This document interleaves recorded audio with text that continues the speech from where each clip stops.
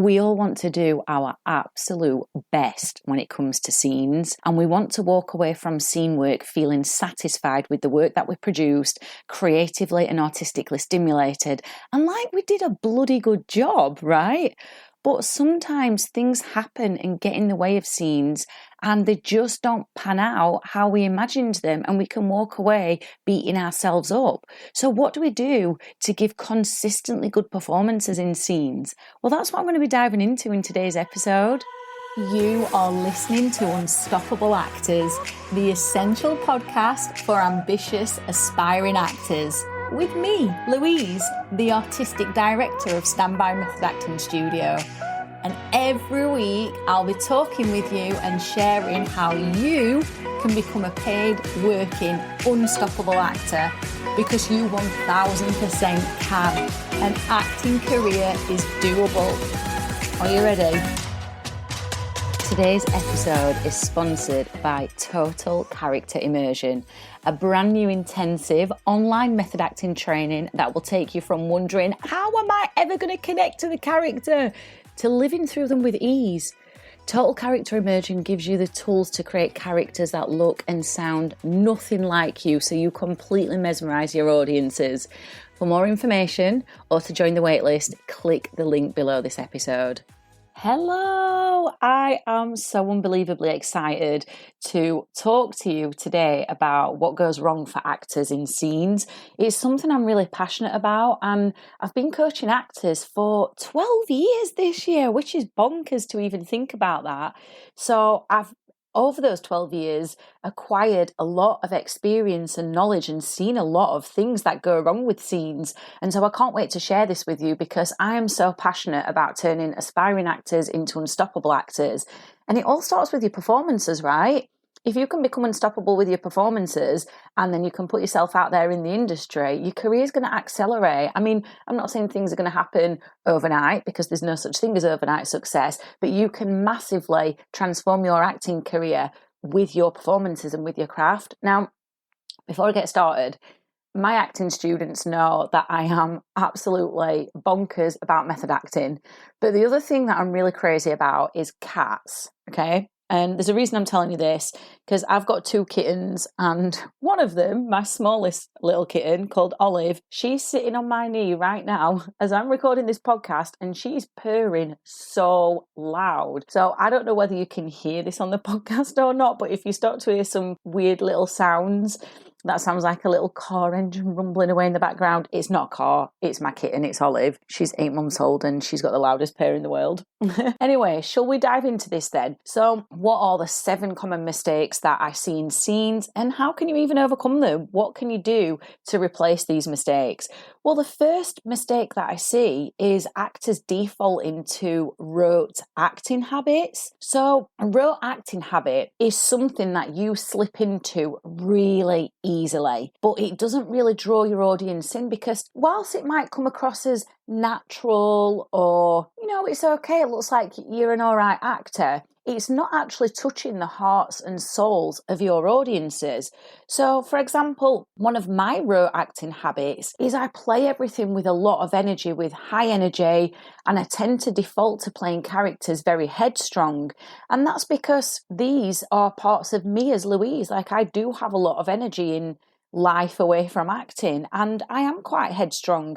So the easiest thing for me to do in scenes is to default to that. And whilst, as I've already said, like, it might come across as being, yeah, it's quite truthful, yeah, she can act, it's not really taking my audience on a journey from the beginning of the scene to the end of the scene. So defaulting to rote acting habits is something you want to become aware of, because whilst I know it's unintentional, it's not actually you.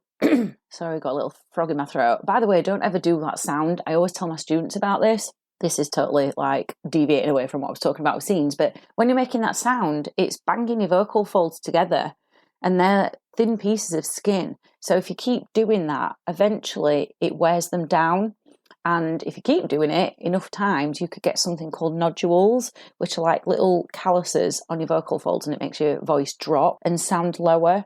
Anyway, that's not what we're talking about in this podcast episode. I should have made that sound. But let's go back to these common mistakes and so defaulting to rote acting habits. Yeah, it's not really taking my audience on a journey from beginning to end. So one of the things that I have to do as an as an actor, and which I would encourage you to do, is to start to become aware of your rote acting habits. It's what we do on the first day of class in the 10-week modules. We always write down our rote default bad acting habits, because when we're aware of them, then we can move away from them. And the first step really is awareness. Now, I am going to explain to you a little bit later on what you can replace these rote acting habits with. But for now, I'm just going to go through the list with you of the 7 common scene mistakes that I'm seeing, and then we'll start to figure out what we're going to do to replace them with. But for now, what I would say is, if you're not listening to this in the car or somewhere where, your attention is really needed and it's not just background, I would pause the podcast and I always encourage you every podcast episode to get like an acting journal, and that could just be a notebook. It could be the notepad on your phone. It could be a Google Drive document. It can be absolutely anything, as long as you're acquiring some sort of acting notebook journal, because this is really going to help you improve your acting skills and accelerate your career. So what I would do is in that document, I would start having to think about what are your rote acting habits? What do you default to? And these are the things that you default to that are not you necessarily being inspired in the scene. It's not necessarily taking the scene to a new level. It's easy for you. And it's not necessarily your best work. It's not to say it's bad work. It's just that it's quite average. So what are your acting habits? I would encourage you to definitely get them in this acting notebook. Okay, so the next one then, the second scene mistake that I see is actors critiquing themselves mid-performance. Now, they don't do this out loud, obviously. They're doing this in their head. And the thing about this is it shows in your work. It shows because it makes the actor tense. Now, the tension can manifest differently for different actors. It might be that the tension manifests in their breathing and their breathing becomes more shallow and a little bit more erratic. Or it might be that their face tenses up, specifically their eyebrows or their jaw or even the eyes and around the eyes. That's a big one that I see. Or it could also be that they become tense in their expression. And this is what critiquing yourself mid-performance does. It shows up in the body, and it's easy for the audience to read. Now, an audience member who doesn't really know that much about acting is not going to know that you're critiquing yourself mid-performance, but they are going to know on an unconscious level, via a sixth sense, that you are not in the moment, that you are not in the character. And the thing about critiquing yourself mid-performance is that this completely takes you away from the story. Now you're no longer telling the story of the character. Now you're no longer in character because you're in your own head thinking about what's going wrong and what should be better. And when you're in your own head and you're thinking, it takes you away from your heart. And the heart, is where your feelings are. And we want to be in the heart. We want to be in the body when we're acting, because that's when we are present. That's when we can work moment to moment. That's when we can be inspired. Now, again, I've got some ideas for you and some method acting exercises that you can do to help yourself when, you're critiquing yourself mid-performance. And I'm going to come to those later. But what I would encourage you to do now, as I said in the first one, is become aware when you're doing this, because awareness is the first step. When we're aware of things, then we can start to move away from them. So the third common scene mistake then is defaulting to one emotion. For example, anger. And that's because this one emotion, whatever it may be for you, is easy to access. Now, I'm the type of actor that can easily default to one emotion, and many of us do. And mine is usually something along the lines of feist, anger, something along those lines, because again, it's easy to access. And if my ego is involved with my acting, it validates me and goes, oh yeah, you did a good job, Louise, because you felt an emotion. But it doesn't necessarily mean it was the emotion that was required in the scene. The scene might be a really sad scene, or it might be, a really high energy, excited sort of scene, and I'm defaulting to anger. Let's just backtrack on that one, shall we? Because anger's not necessary. And obviously emotions are very complex and they all feed into each other. But what I'm talking about here is just playing anger because it's easy, because I slip into that. And when I slip into that, and when I see actors doing this, it means there's been a lack of an awareness over what they're creating, and there's not artistic control over their creations. So again, I'm going to say the same thing that I've said for the last 2 points. Start to become aware of what your default emotions are that you slip into easily. Get them in this acting notebook, this acting journal, because I'm just going to repeat myself again like a broken record, but when we become aware, we can move away from them. So the fourth common scene mistake then is rushing through the scene, just rushing through it to get it done. And that is usually because nerves are present. Now, in method acting, we call nerves tension. So they come under the umbrella of tension, because tension can mean many different things. It could be energetic nerves, it could be emotional nerves, it could be the nerves manifesting physically in your body, it could be the nerves manifesting mentally, as in self-sabotaging thoughts. So in method acting, we don't call them nerves, we call it tension, because there's all those different things that come underneath that umbrella. So when you're rushing through a scene, you've got to become aware that actually it's because you are nervous and you've got tension. And it's your job as an actor to uncover how and where that tension is coming from. But we'll come to that a little bit later. Okay, so the fifth common scene mistake then is playing the scene either very, very, very, very big, so it looks a bit hammy, it's a bit OTT, everything's way larger than life, or on the opposite end of the scale, playing the scene really, really, really small. So everything's very internal and it looks like nothing much is happening. And you know, if you're the type of actor that plays things very, very, very small, you might say to your acting coach, because I've had my students say this to me before, yeah, but Louise, I felt the emotion. And all I say is, I don't doubt that you didn't. I know you did. I know you wouldn't stand here and tell me that you didn't feel that you did feel the emotion if you didn't. But the problem is it's not being expressed because it's so small and so contained. You know, anybody would struggle to know what's going on, and it looks like nothing is happening. And actually, it looks like the actor's been wooden, and that's not what we want, because we know that they're capable of more than that. So that's the fifth one. The sixth common scene mistake that I see is the actor knows that they must have a scene need. So I call it a scene need, but you might have heard of it as a scene objective. So they know they need a scene need. Okay, they know the character has got a need in the scene, and they default to saying that their need is, I need to make the other character understand. I need to make them understand my point of view. I need to make them understand what I'm saying. I need to make them understand me. And I am going to come to this later as I go through how we can actually overcome these mistakes. But before I do, how do you play making someone understand? It is so vague and wishy-washy, and my students know better than to say that in classes, because it is not specific. It's not specific enough. Where do you even start with that? The whole premise of method acting is, how do I create truth when everything around me is fake? So to create truth, you have got to give your imagination stimulus, because when you do that, then you will be full of ideas and full of inspiration, and you can act on them. But when you say, I need to make the other character understand, it's making it harder for your imagination, because, as I've said, it's vague, it's woolly, it's wishy-washy. It's challenging to play that, and you want to make your job as an actor easier for yourself. You want to give your imagination a good time, not a hard time. So then the final common scene mistake that I see is actors have an idea for a scene that they just, inspiration washes over them, either before the scene or as they're prepping the character, or even while they're washing the car or in the shower, just this idea pings into their head and they're like, oh, wow, that would be amazing. That would be so good to try this out in the scene. But then guess what?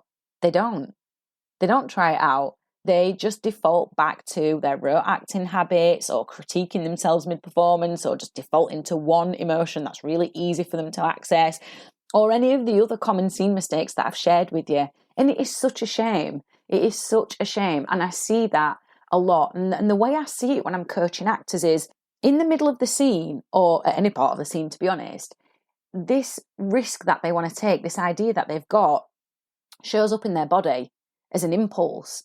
And it's like the body starts to do something, but the actor holds themselves back and stops themselves from doing it. And it is only something that you can see in the behaviour of the actor, in the body language. And if you get an eagle eye, so I would recommend you start watching actors, of all different levels. Go and see the same show twice if you go to the theatre, because it's very interesting to see the show one night and then the other night, to see how the actors are responding, what they're doing, whether they're consistent with the performances, whether they're taking risks, or whether they're defaulting to wanting validation from the audience. So that's one way you could do this. Go and watch some newer actors as well. So some actors who are maybe like partway through the training, but they've got a performance on, go and see that, because it's usually in those kind of performances where you will see this happen. You're not necessarily going to see this happen in, let's say, like a Daniel Day-Lewis performance, because the man has honed his craft. let's just put that out there. He's honed his craft. So you're not going to see Daniel Day-Lewis's body get an impulse and then him hold back and not do anything. So start to recognise when you're getting these ideas.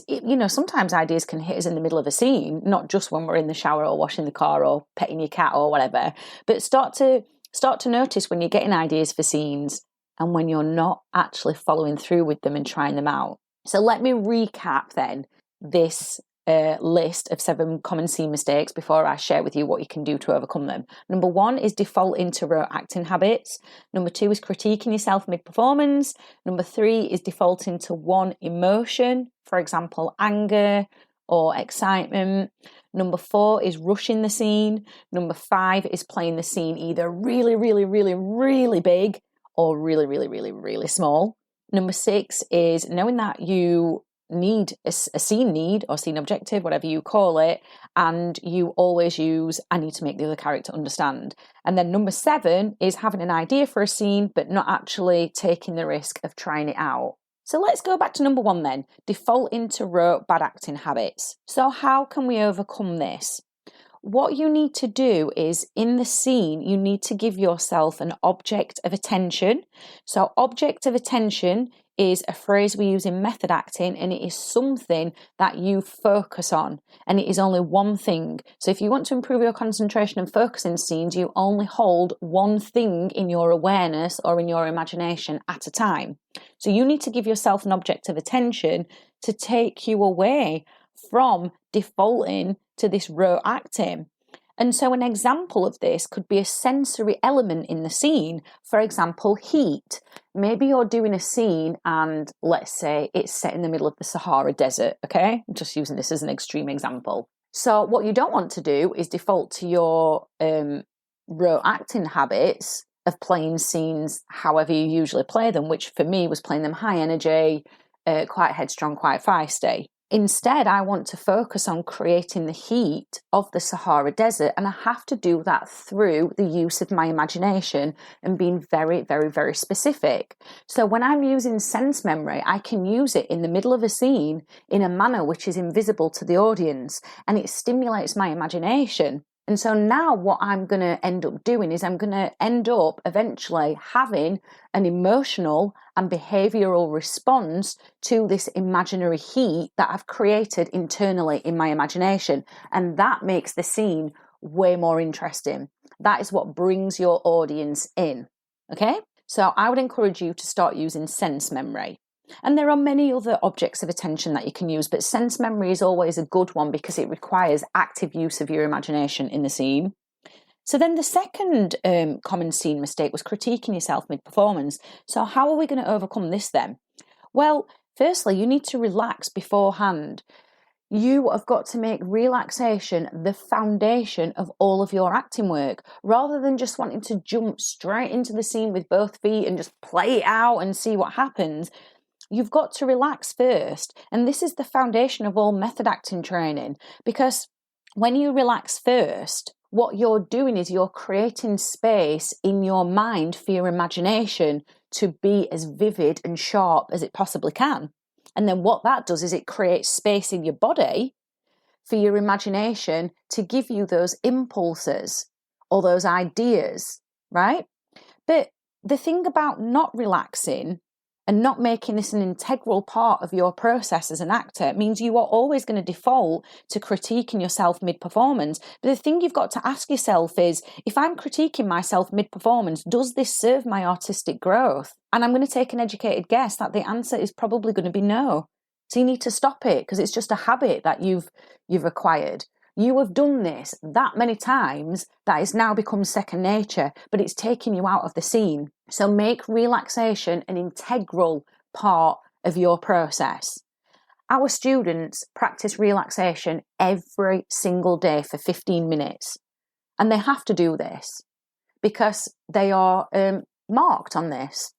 And they have to write a journal to prove that they have done their relaxation. Now, obviously, some people could. My students don't do this because they know better than to do this. But some people could just write a journal and pretend they've done it. But here's the thing. If you're pretending to do it, it actually shows up in scenes and you just don't grow. Whereas the ones that commit to doing this every single day have a quicker growth with their acting. So whilst you might not see the correlation between relaxation and scene work, hopefully I've made it clearer for you, and you should really be implementing this into your process, especially if you want to be the best actor that you can be and you want to make sure your imagination, your impulses and your emotional work is on point. So let's go to number 3 then. Number 3 was defaulting to one emotion, for example, anger. How can we overcome this then? So what I'm going to share with you is something that, if you're a logical person, this is probably going to make you go, woohoo, God, this sounds amazing. And if you're not logical and you're more creative, this is probably going to make you feel a little bit stifled. But just hear me out. So what we can do to overcome just defaulting to one emotion, such as anger, is we can map out the emotional journey of the character beforehand. And you can do that however you want, but you map it out from A to B, and A is the beginning of the scene and B is the end of the scene. So what is the emotional journey that the character goes on? Now I like writing in my scripts. My scripts are always chock-a-block full of notes. I know some people don't like that. They prefer keeping it in their head. They prefer writing it on other bits of paper that are not attached to the script. I would say try not to keep it in your head, because your head is going to be full of tons and tons of ideas anyway, and it can start to become a very messy, chaotic place. Get it down somewhere. It doesn't have to be on your script if you don't want it to be. But map out the emotional journey that your character goes on in each scene that they're in. Firstly, this is going to highlight to you how they are not just experiencing and expressing one emotion. There's going to be a multitude of emotions in there. Now, here's the thing. For those of you that are logical, don't get intellectual with this. You are not supposed to think about this whilst you're in the scene. You then need to let it go and trust that you have put these ideas into your unconscious mind. And if you relax beforehand and you've made them important to yourself, your unconscious will throw these up in the middle of the scene in the way of ideas and inspiration washing over you, impulses that you get in the middle of the scene, and of course, in emotional experiences as well. And if you're the kind of creative person who doesn't like getting intellectual and doesn't like this kind of thing, just do it anyway, test it out, give it a try, but you never, ever, ever think about it in the middle of the scene. And that can sometimes be something that actors find difficult to get their head around. But once you rip it up and you forget about it, you just trust the process that it's all in there anyway, and it will come out if it needs to. So then number 4 was rushing through the scene. So what you need to do is, firstly, as I said, is acknowledge that you are actually rushing through the scene. When we're doing this, it is usually because tension is present. So what's happened is you've usually gone to a survival mode. So your body or your mind has perceived that you're in danger. Now, I know this sounds a little bit dramatic, but just hear me out with this. You've gone to a survival mode because your nervous system has been activated and you've gone into, usually what happens is we go into fight, flight or freeze mode. But if you're rushing through the scene, you certainly haven't gone into freeze mode. What you've gone into is flight mode. You're just trying to get the scene over as quickly as you possibly can. And again, it takes us back to relaxation. You have got to make relaxation a profound part of your acting process. And the reason our acting students, are practicing relaxation every single day for 15 minutes is because we are reconditioning their body to get used to that feeling. as opposed to the one where they want to rush through scenes. So they're preparing themselves way in advance for any scenes or auditions. So even if they've not got a scene to work on, I mean, which they would, because obviously they're training with us, but if they didn't, or they didn't have any auditions coming up, it doesn't matter, because they are acclimatizing their body and their mind and their energy and their emotions to this way of being, which is relaxed as opposed to tense and rushing through things. So again, we go back to relaxation. You need to make that really, really important. Number 5 then was playing the scene very big or very small. Again, this is tension. I'm going to be repeating myself like a broken record here, guys. But you need to relax. Again, make relaxation an integral part of your process. Practice it every single day for 15 minutes. If you know that you set off with all good intentions and you do things for like a few days or a week and then you fall off the bandwagon, why don't you come and join our Unstoppable Actors group on Facebook? Come and join us in there, put a post in the group and say, hey guys, I'm committing to doing relaxation every single day for 15 minutes for the next 14 days, just putting it out here to make sure I actually do it. I thrive off accountability. I have to have accountability with my acting, with running standby, with pretty much everything in life, with going to the gym, doing boxing, all of the amazing things that I do away from acting as well, because accountability for me makes sure I bloody well do the things I'm saying I'm going to do. So that could be one thing for you. Now, the other thing that I want you to focus on as well is going out in public and people watching. This is an integral part of your actor training, and it's not something you need to do in an acting class. This is something you can do for free by yourself. I mean, it might just cost you a cup of coffee or a cup of tea if you're going to, like any of the major coffee shops, right? So I want you to watch for people's behaviour, because people are not playing things very, very, very big or very, very, very, very small and internal unless there is something going on in their head and it helps them achieve whatever it is that they need.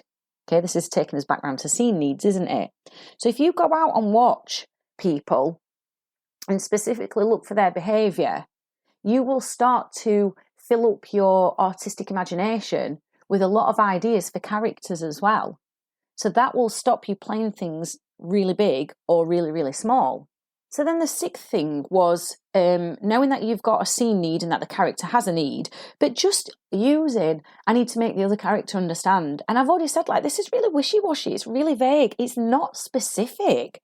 What you want to do instead is you want to replace that with an actable verb, something that is very, very, very specific. For example, an actable verb could be agitate or persuade or convince. So I need to convince the other character, whatever their name is, to do whatever it is you need them to do, so they do the thing or feel something which gets them in line with what you want. Does that make sense? So let's go through that again. Let's say I've got a scene and in it I'm absolutely broke and I'm trying to, let's say if I use the need, I need to make my the other character understand that I'm broke and that life is difficult and challenging. Well, I can get them to understand it, but then what do I want them to do? I always need the other character to do or feel something. I can't just leave it at them understanding, because, yeah, they can understand, and then what? Whereas if I need to convince, let's say Cheryl, I need to convince Cheryl that I'm absolutely broke, so she offers to lend me money. Now the scene is going to be rooted in action, yeah? And action is simply behaviour, because acting is a visual art, so it has to be about behaviour. Whereas if I'm saying, oh, I need Cheryl to understand I'm broke, where does the behaviour come from in that? It's not giving my imagination something to latch onto. Whereas the other example I gave gives my imagination 1,000,001 ideas, and then I just have to make a choice about the one I'm going to play out and explore and experiment with. And then the final scene mistake was having an idea for a scene, but not actually playing it out. And guess what I'm going to say? This is mental tension. So here's the thing, guys. You have to firstly become aware of what that mental tension is. What is the voice in your head telling you that is stopping you from trying out this idea in the scene? You've got to get on top of that, because if you don't become aware of what this mental tension is, it is always going to hinder your acting work, and it's always going to block your ability to grow, and your growth as an actor is going to slow down, and we don't want that. So what is this mental tension? What is this voice in your head saying that is stopping you from taking this risk and trying out this idea that you've got? When you've figured that out, it's going to have less of a hold over you because you've called it out. You've ousted it. Write it down. Write it down in this acting journal that you've got. And one of the things that you can do is you can start to then write evidence to discredit this thing in your head. Well, not this thing, but this voice in your head. So let's say, for example, the voice in your head is saying, yeah, but you're rubbish and nobody's going to enjoy what you do anyway. You'll make yourself look stupid. You write that down in your acting journal or acting notebook, and then you find loads of evidence to discredit this thought. And the evidence could be, yeah, but I tried out an idea. You might not even be in acting. I tried out a brand new idea at home with something, let's say, and everybody thought it was brilliant. And I thought it was brilliant, which is the main thing. Or I went to an audition and just out of nowhere, this idea came to me and I tried it without even thinking and it didn't work. But the director enjoyed that I'd made a choice. Can you see where I'm going with this? You've got to start finding evidence to discredit these voices in your head that are holding you back. And then the next thing you do after you've found the evidence to discredit it is you try the idea. Either it's going to work or it won't. And that's okay. The thing about rehearsals, the thing about acting is that it's an ever-evolving process. Rehearsals are about experimenting and exploring, not getting rigidly stuck in one idea and then never trying anything else. The process of art never ends. We could continuously be creating. So you've just got to try it. If it doesn't work, it's all right. Put it in the bag of something that doesn't work. It doesn't mean you're a crap actor. It doesn't mean you're not talented. It's nothing to do with your talent. It just means that specific idea didn't work. Those who are successful, let's go back to Daniel Day-Lewis, for example. They don't hold back on ideas. They try them out. That helps their artistic growth. And at the end of the day, guys, you are only going to grow by trying things and figuring out that, yeah, this didn't work actually. But there's a lot of growth in that. Because there's growth in your confidence as an actor. There's your growth in your ability to take a creative risk. There's growth in your ability to follow your creative impulses. These are all important things. If you want to be the best actor that you can be, you've got to start taking these risks. Stop holding yourself back. Do you want to get to 90 and be like, oh man, I had all these ideas and I just never followed through with them just because I was thinking I'd look stupid? Do you want to be thinking that? Do you want to be thinking that now? Never mind when you're 90. I know I don't. One of the things that really motivates me as an actor to take a creative risk is that I don't know what my full potential as an actor is. Yes, I've been acting since I was 14, but that doesn't mean I've found my full potential. And I don't know what that potential is. So I'm really, really, really excited. It's like a little mystery for me. It's a little treasure map. It's a journey. It's an adventure. I'm going to find out one way or another through the different ways of acting, whether that be at an audition, whether it be in a production, whether it be on set, whether it even be doing voiceover. Like, I'm going to start to find my full potential if I choose to use my craft and hone it and execute it and take risks. And that excites me. Now, that might not excite you, and that's okay, but find the thing that does. So I hope this has given you a big insight into how you can avoid these common scene mistakes and really start accelerating your acting talent quicker than ever before. Because you're capable, right? You're a human with life experience. If you keep learning your craft, you keep honing your craft, you keep bettering your craft, eventually you're going to become unstoppable. And that's what we want, right? Because when you're an unstoppable actor, amazing things happen.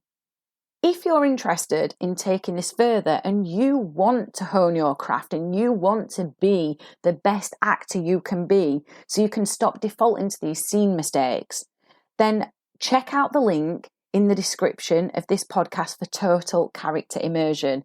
It is a brand new online method acting intensive training that is going to help you not only create unique characters that look and sound nothing like you, but it's going to take you away from these scene mistakes. So the link is in the description.